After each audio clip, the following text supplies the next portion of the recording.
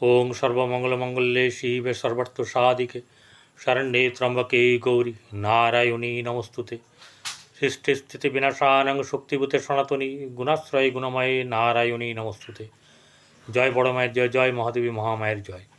প্রত্যেকের জীবন সুন্দর ও আনন্দময় হোক, প্রত্যেকে সুখে খুশিতে শান্তিতে এবং দুধে ভাতে থাকুন। শ্রী শ্রী পদ্মাবতী মায়ের বড় মায়ের নিকটে প্রার্থনা করি।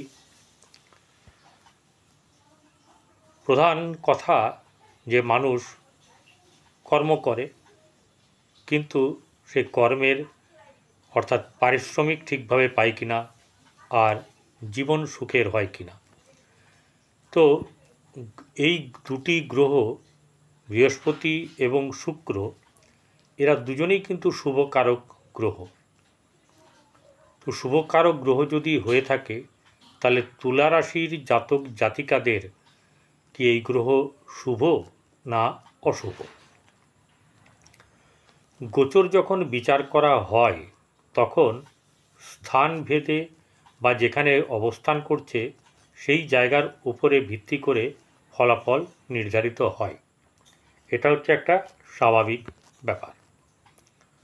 অর্থাৎ বর্তমান সময়ে দুটি শত্রু গ্রহ, একটি দেবগুরু বৃহস্পতি, অপরটি হচ্ছে দৈত্যগুরু, দুজনেই মুখোমুখি হতে চলেছে, সামনাসামনি মুখোমুখি, এবং দুজনের ডিগ্রিগতভাবে মিলনও হবে।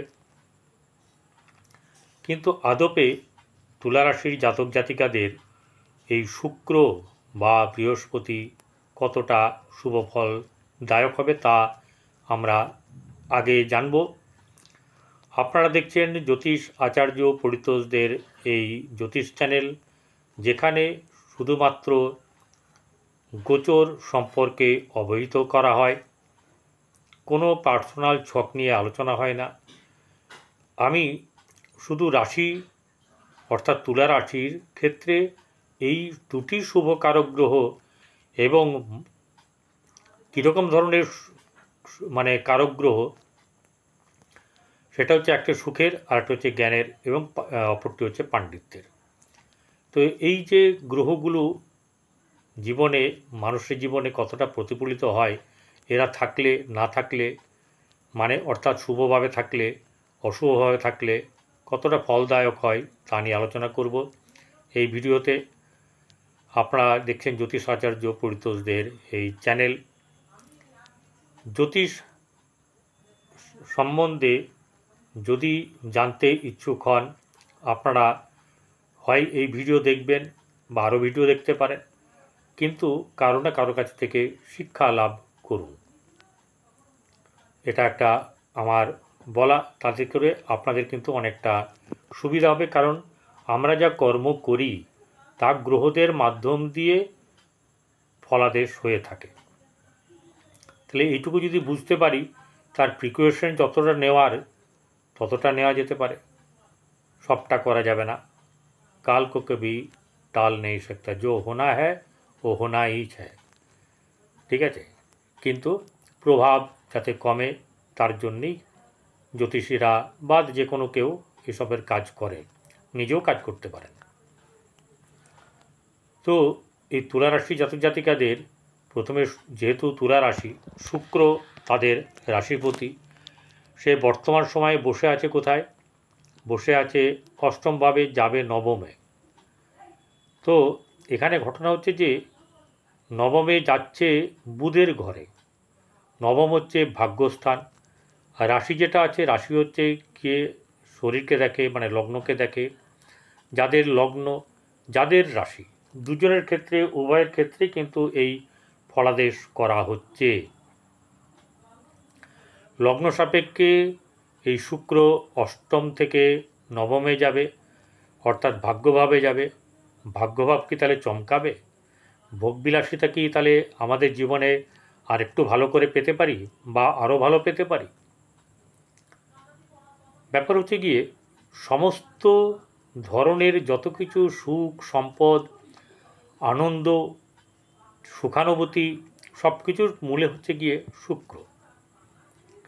এই শুক্রের কারণের জন্যে আমরা এত সব জিনিস করে থাকি। যা সৌন্দর্যের, সব কিছুই সব শুক্রের। যা সুখ, সব শুক্রের। সৌন্দর্য, যা বিলাসিতা, যা ভোগ, সবই শুক্র দেয়। তাহলে এই পৃথিবীতে শুক্রের মূল্য অমূল্য।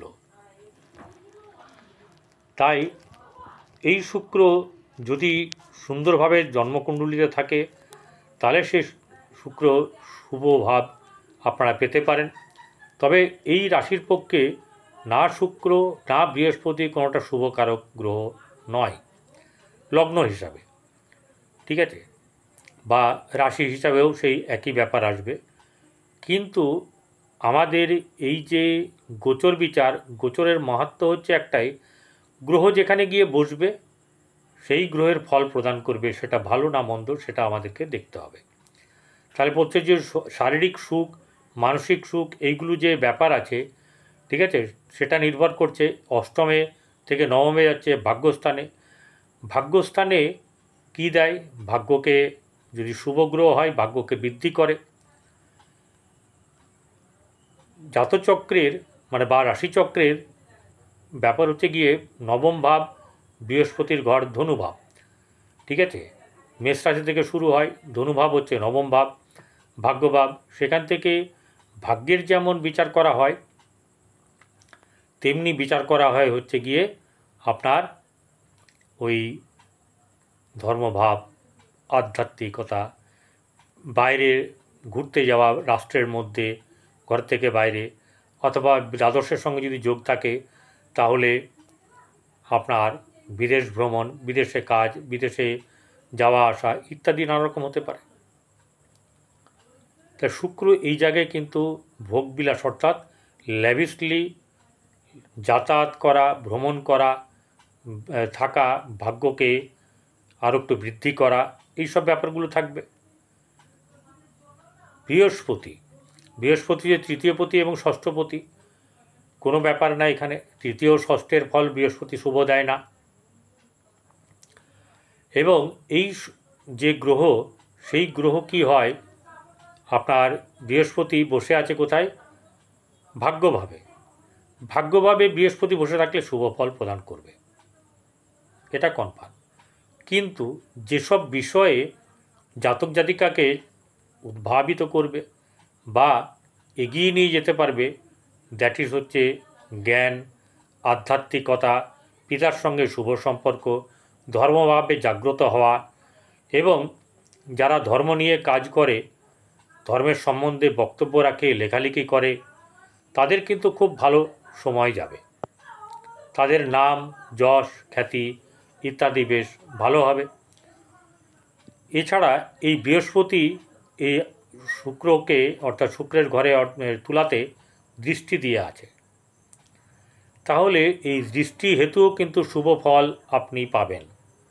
অর্থাৎ কিনা ভাগ্য ভাব আপনার জাগ্রত হবে, আধ্যাত্মিকতা, অকাল্ট সায়েন্স যেমন হস্তরেখা, tarot card reading, reiki, healing, সংখ্যাতত্ত্ব, জ্যোতিষবিদ্যা, এরকম ধরনের এবং আধ্যাত্মিক জ্ঞানের সম্পর্কে যা থাকবে সেগুলো নিয়ে চর্চা বৃদ্ধির সম্ভাবনা অবশ্যই করে আপনার জন্মকুণ্ডলিতে এই শুক্র এবং বৃহস্পতিকে ভালো মতন থাকতে হবে। তাহলে ভাগ্যভাব জাগ্রত হবে, ভাগ্য আপনাকে এগিয়ে নিয়ে যাবে, কিন্তু এই সব দিকে এগিয়ে নিয়ে যাওয়ার সম্ভাবনা বেশ ভালো থাকবে। পিতার আপনাকে বেশ ভালো রকম সাথ দেবে, এটা একটা ব্যাপার। এবারে রইল হচ্ছে গিয়ে এই বৃহস্পতি এবং শুক্র, দৈত্যগুরু এবং দানবগুরু, এই দেবগুরু একসঙ্গে থেকে কতটা ফল দিতে পারবে। একসঙ্গে থেকে ভাগ্যের যে ভাব বৃহস্পতি কিন্তু বৃদ্ধি করবে, শুক্র ওখানে ভাগ্যতে স্থানে শুক্র মধ্যম সুখ দেবে। অর্থাৎ এখানে কিন্তু ওই ধরনের ভোগের ব্যাপার দেবে না যে ভোগগুলো সাধারণত মানুষকে দিয়ে থাকে, ঠিক আছে, সম্পর্ক, স্বামী স্ত্রীর সম্পর্কের যে ভাব সেটা কিন্তু এখানে নয়। এখানে আধ্যাত্মিকতার ভাব বেশ মনে জাগ্রত হবে, সেই সম্বন্ধে লেখা, গান করা বা আধ্যাত্মিকতার পথে এগিয়ে যাওয়া, এই সব ব্যাপারগুলো কিন্তু অনেক, বা আপনার চেতনা জাগ্রত হওয়া, এইসব ব্যাপারগুলো কিন্তু থাকবে। এবং এগুলো শ্রীবৃদ্ধি হওয়ার যে ব্যাপার সেগুলো হবে। আর কি হতে পারে? আর হতে পারে সেটা হচ্ছে যে আপনার জ্ঞানের মাধ্যম দিয়ে আপনার জীবনে এগিয়ে চলার পথ আপনি খুঁজে পাবেন এবং সেটা কিন্তু শুভ হবে। শুভকারক গ্রহ আপনাকে বৃহস্পতি দৃষ্টি দিয়ে আছে, অমৃতসম দৃষ্টি, সেখানে শুক্র বসে আছে। ঝঞ্ঝাট ঝামেলা থাকলেও এই ব্যাপারে কিন্তু আপনাদের খুব খারাপের ব্যাপার নেই, ভালো থাকবে, আনন্দ থাকবেন। আর যেটা হচ্ছে যে এই শুক্র এবং বৃহস্পতিকে যাদের গ্রহর জন্মকুণ্ডলিতে ঠিক নেই তারা কি করবেন? প্রথম একদম কোনো রকম ভুল হবে না, গরুকে কিন্তু খাবার দেবেন বা সেবা করবেন। সেটা কি করতে পারেন সেবা? সেটা হচ্ছে যে আপনার 7 রকমের আনাজ সেটা খাওয়াতে পারেন, 7 রকমের সবজি খাওয়াতে পারেন। যদি এগুলো পকেট পারমিট না করে, রুটি খাওয়াবেন, কুকুরকে রুটি খাওয়াবেন, কাককেও খাওয়াবেন। যদি 3টে রুটিও পারমিট না করে, একটি রুটি নেবেন বড় দেখে, বড় করে, সেই রুটিটার অর্ধেক গরুকে খাওয়াবেন, আর বাকি অর্ধেক যেটা থাকবে সেটাকে অর্ধেক করে কুকুরকে অর্ধেক এবং বাকি অর্ধেক কাক পক্ষীকে খাওয়াবেন, কাককেই খাওয়াবেন। জলের মাছকে খাওয়াবেন, অর্থাৎ তার জন্যে একটু লাড্ডু বা বাতাসা বা আপনার আটা গুলি করে, ঠিক আছে, লেচিটা যেরকম পাবেন একটা লেচিকে ছোটো ছোটো গুলি করে সেগুলো খাওয়াবেন। তাহলে আপনাদের ভালো হবে, আপনাদের সমস্ত দিকে মঙ্গল হবে। ভালো থাকবেন, নমস্কার, আনন্দেই থাকুন।